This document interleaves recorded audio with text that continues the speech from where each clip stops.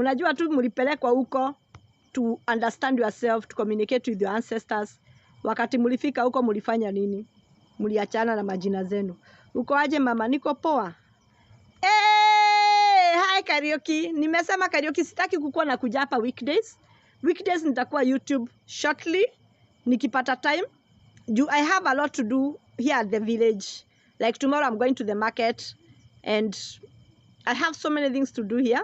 So mimi mtakuwa mnaniona hapa Saturday and Sunday. Karaoke, uliangalia maneno yetu? Maito moshi ni ya nini? Ni ubani? Do not sleep. Maito nikupigie, usinipigie. Maito mbona nikirudi hello mama. Receive your wine or whatever. What have you sent Karaoke? Ulisema aje? Uliniangalilia maneno, sijakuona karibu kwa wiki mzima. Yes.